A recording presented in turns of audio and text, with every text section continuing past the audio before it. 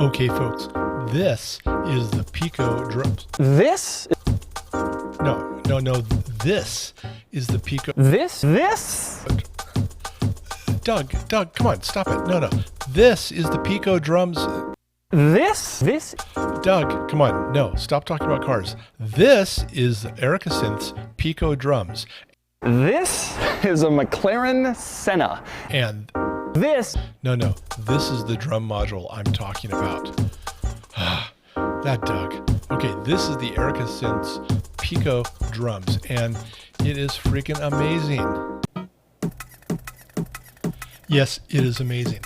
In this tiny little module, we have 2 different drum sounds that we can select from a library of 64 different drum sounds.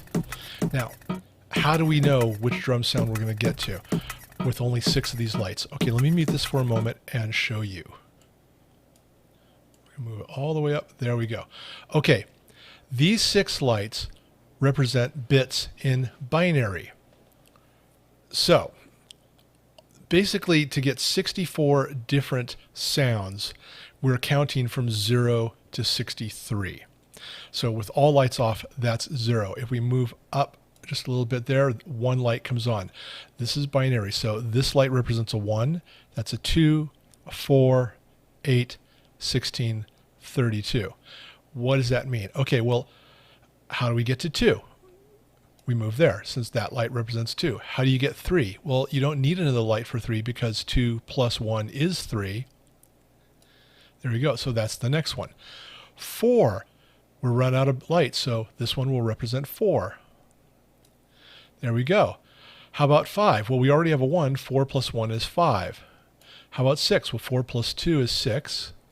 How about 7? 4 plus 2 plus 1 is 7. And it just keeps going. So now we've run out of lights. We've run out of bits. So we need to go to the next power of 2, 8. So the next one would be 8. 9 would add the 1, and so on and so forth. And what we're doing with each one of these is we're going through a library of sound. So right now I've got the Bernoulli gate taking the pulse from our clock, and we're firing on trigger 1, which is related to drum 1. So there we go. Let's set that to 0. And as I unmute it, here's a pretty sharp little click. Let's move it to sound 2, or sound 1, sorry. That's kind of cool. 2,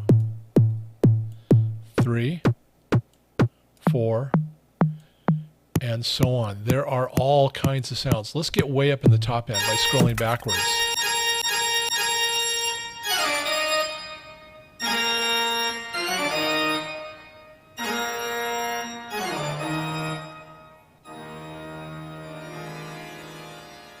How's that for a sample? This is a very useful sample. I love that one. But as I said, we have 2 triggers. So let's go to drum 2, flip the Bernoulli gate here so that drum 2 is the one that's always firing, and let's go find a sample for it. There we go. Now what I'm going to do is use the Bernoulli gate to randomly fire either 1 or 2, so we're switching between these 2 different sounds.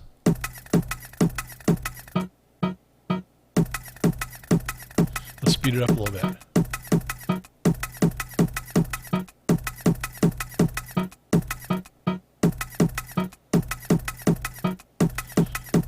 Really cool stuff. Now, I'm going to go ahead and move this back towards the beginning. There we go. And I'm going to find that booming sound. Let's see, here's drum 1. There we go. And now for drum 2, let's see if we can find another resonant booming sound. There we go.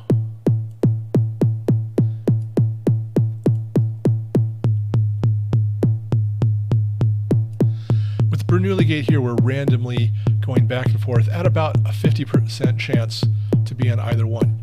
The reason I'm doing this is both of these sounds have kind of a long tail. They sort of resonate.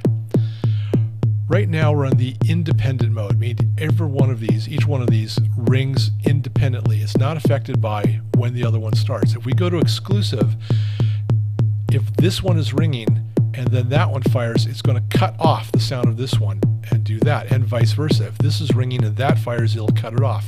It's going to tighten up these tails. So listen to the difference. So here we are on independent, and if I move to exclusive mode,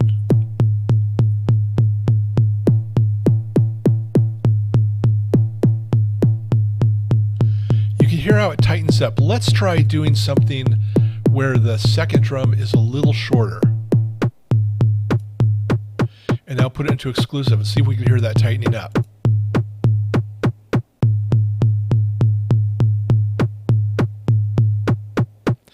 Hear how the boom sound cuts off when the choop choop sound starts?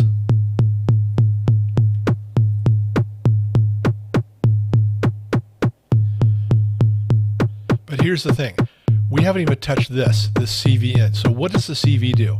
Well, there's a couple ways of looking at this. It turns out the CV does many things. Let's mute this for a moment.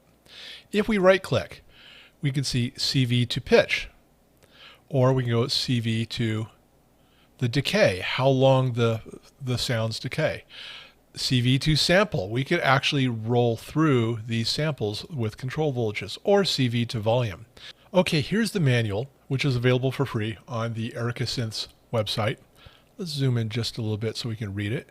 And it tells you the same sort of thing, that these 6 LEDs indicate the drum selected in binary code. You can select one of 64 and so on. It tells us what drum in 1 and 2 do. It tells us what exclusive and independent do, just as we just talked about. Now, if it's white, which actually means the encoder is not lit in the actual physical module, but here it just appears white. You're in sample select mode, so we rotate the encoder to select the sample. The 6 LEDs, of course, move. We already did that. Here's the thing. If we click and go into green, we're in pitch adjustment mode. We haven't even touched the CV yet. We're in pitch adjustment, so let's go look at that. So I'm going to go to green, and now I'm going to scroll it while it's in the green mode.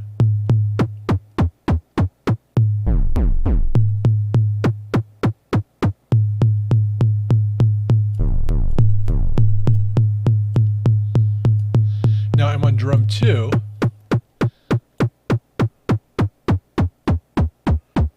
So you can see this pitch is affecting drum 2 because I'm switched that way. What if I go to drum 1?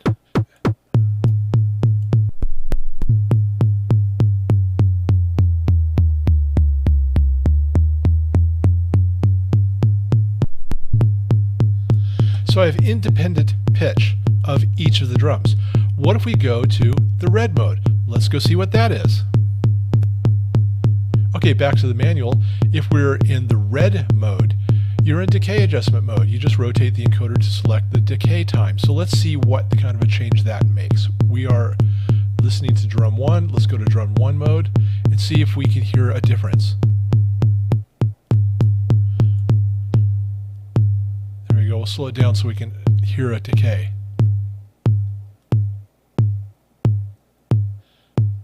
Yep, we made it very tight. Now we'll roll it this way.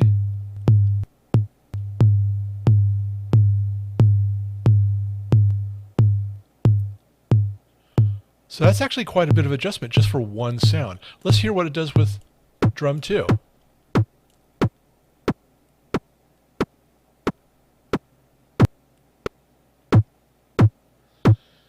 If we tighten it up all the way.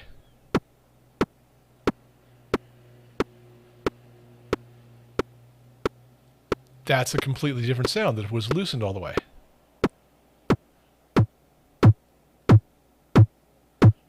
Nice. So let's click again. Yellow. What does yellow do? Well, let's go check the manual. And yellow is easy. It's the volume adjustment. So just like the other ones, we're going to determine how the volume sounds. So let's see. We're in drum 2. Let's change the volume. Okay, what I just did, I will have to explain for you later what I just did. This is one of the issues you're going to have to deal with working with this in VCV Rack. In order to roll this knob,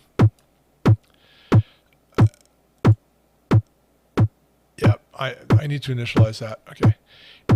In in order to roll this knob, you need to drag, hold it, and drag. Now, if you hold the mouse button down and don't wind up dragging it and moving it, it will go into another mode, which I'm going to talk about a little later. That's what happened here. It actually changed modes and gave me a behavior I wasn't expecting. So let's go back to the yellow mode.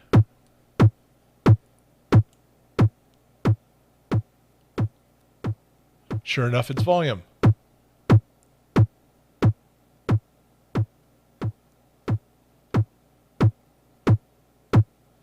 And I think the red is indicating that we're at max volume. Let's try on drum 2 or drum 1.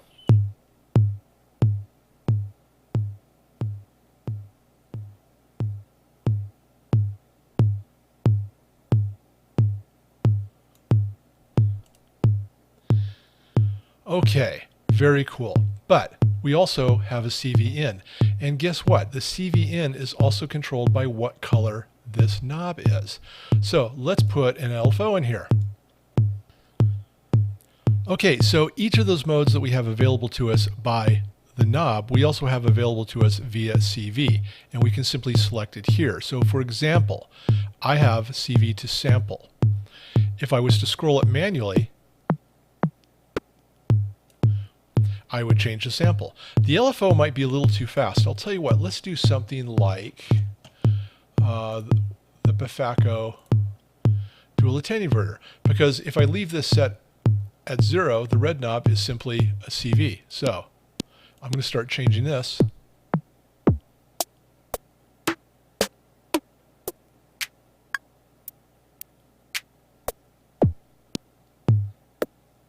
Now, what might be fun is to do something like a sample and hold. Okay, so I'm going to take this trigger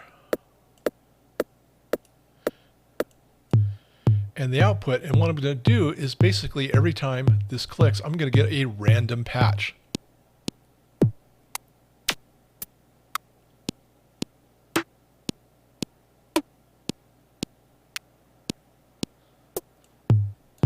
Now, I could also do that to drum 2.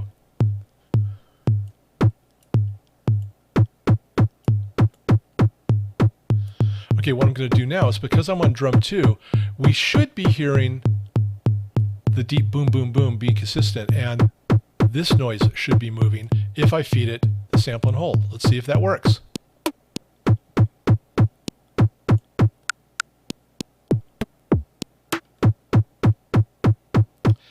Nope, it sounds like it only works on drum 1.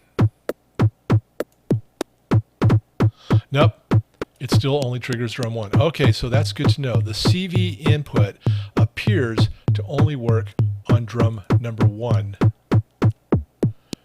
regardless of how this is set.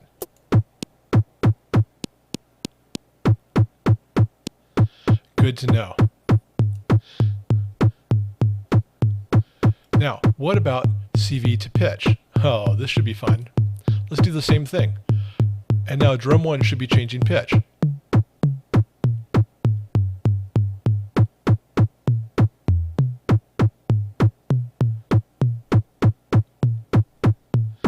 But hold on, let's think about this for a moment. If we have a trigger and we have a pitch with a CV, then I wonder if we can control it from a keyboard. Now, I'm going to play something on the keyboard.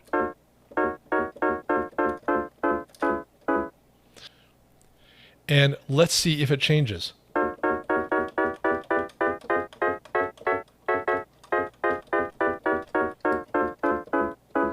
And it sounds like it does change pitch based on the keyboard, but it doesn't sound like it's 1 volt per octave normalized. Or say octaves.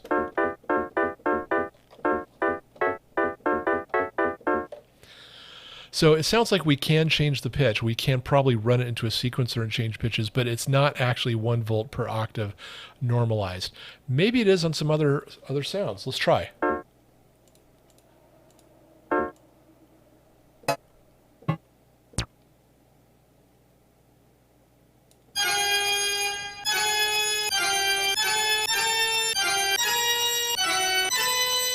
Yeah,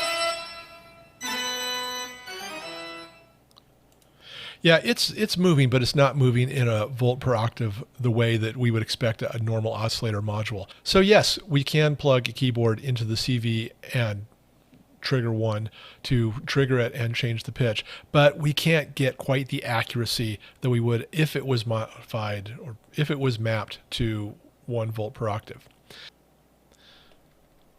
Okay, so those 4 CV types, we can actually change them through the module without even having to right click and select from here, which is the same way you would normally do it with the physical module.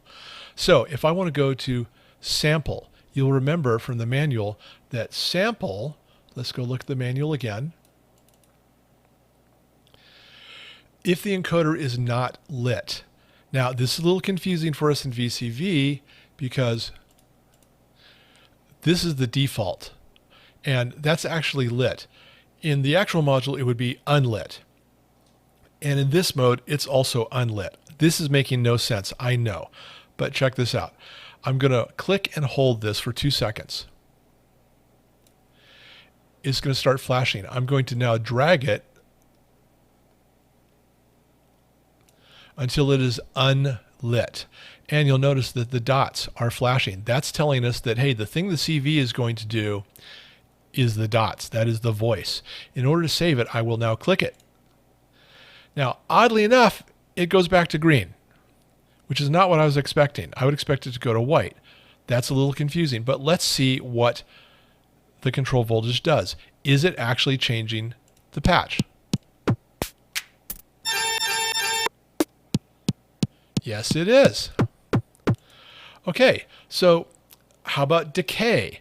Let's find our decay, or let's find our boomy. Whoops. There we go. And now let's hold it. We want to go to red mode. It's flashing red. Click it, and it went back to green here, which is confusing. But now let's see if we can change the decay.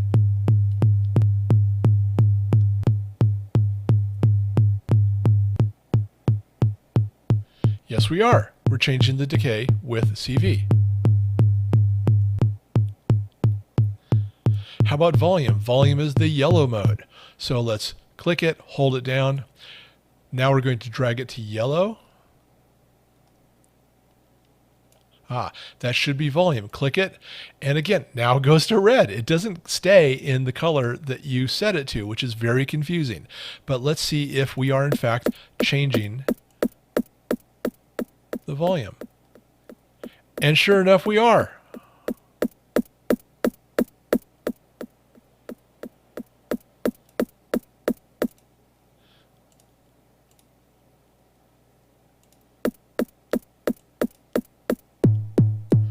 So we can switch these modes through the module itself. It's a little clunky to do.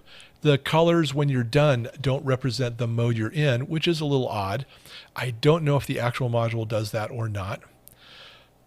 And finally, I've decided I'm just going to play with 2 of them to get some really interesting beats and sounds.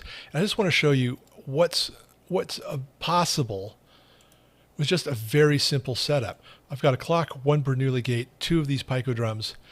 So let's see what I've got. On channel 1, I've got this sound. Oh, there we go. This sound on drum 1. I've got this sound on drum 2, which I've pitched down using the green mode.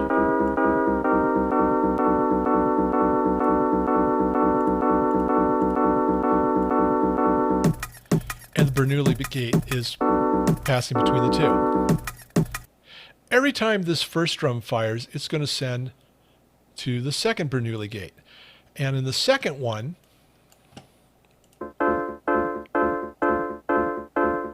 I have this sound in drum 1, that sound in drum 2. So I'm mixing between these 2 sounds randomly, but I'm only playing this sound when the first sound of the first drum plays, and that's going to give us some really interesting interactions.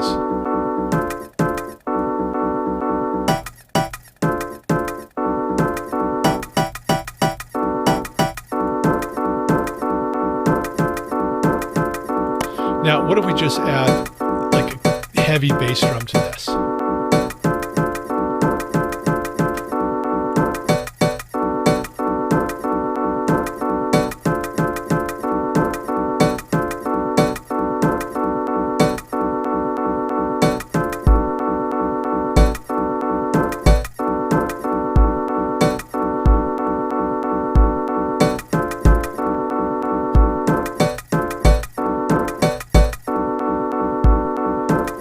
In fact, here's what I'm going to do.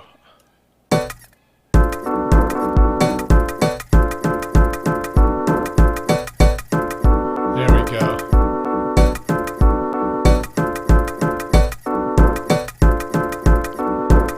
And maybe we'll set up a third. And we'll have this trigger only every 32 beats.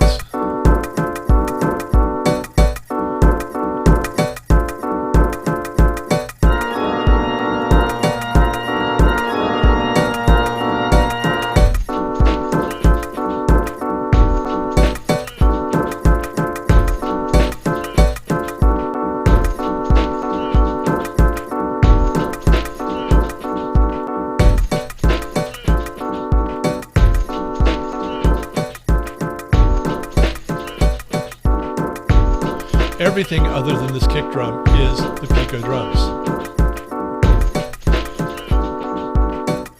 Okay folks, that is the Erica Synth Pico drums. It's a little quirky. It's got a lot in it for such a small module, but this may become your new favorite drum module. Play around with it. 64 different tones, 2 voices simultaneously. I can have 6 different voices just from these 3 different modules. Pretty cool. All right. As always, like and subscribe. That does help me out. And stay curious.